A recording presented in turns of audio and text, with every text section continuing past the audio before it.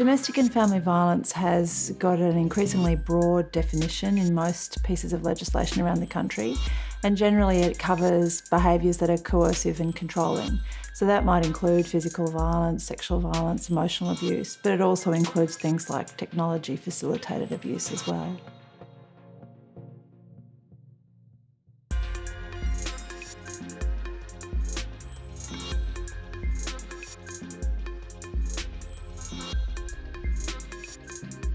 He used to put a recorder underneath my seat when I drove to work. Because I used to pick up a mate. While I was at work, he'd come down and get it out of the car. I suppose to listen to what I'd been discussing when I went and got a protection order on my own. No one knew. I was ashamed. One of the conditions on the order is that he can't have anything to do with me on social media. So some of the breaches on the protection order were from Facebook. And he's put stuff up there about me. Tells people I'm an old psycho bitch and that I've always had problems. He's got open Facebook so everyone sees it.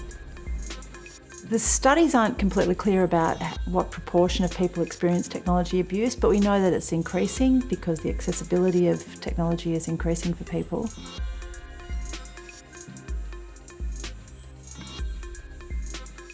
Any piece of technology you can think of can probably be used for abuse. He was like a watchdog. He had this habit of putting USB sticks and recording devices and stuff like that all the way throughout the house. I confronted him and I said, "Why have you done that?" And he said, "Oh, I was just wanting to see how you were doing, whether you were happy."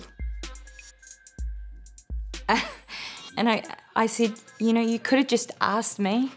In the house, I didn't feel safe anywhere. No privacy whatsoever.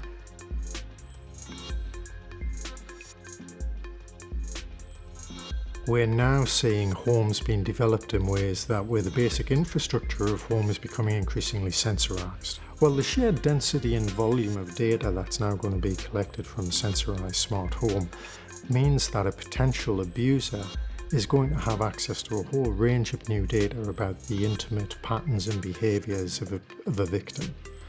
That alone may mean that certain patterns of new forms of abuse could possibly take place.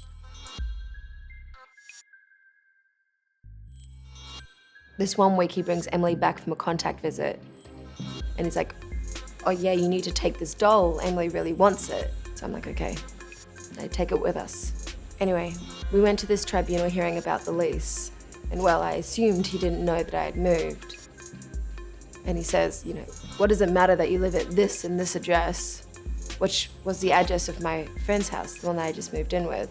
The thing about this doll is that Emily didn't care for the doll and the back had been sewn shut. So that night at dinner, I opened it up.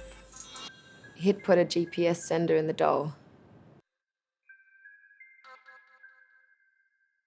His idea was about, you know, IP cameras, full Wi-Fi cameras that you could access from your phone away from home.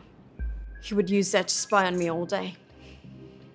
He would move the camera around, following me.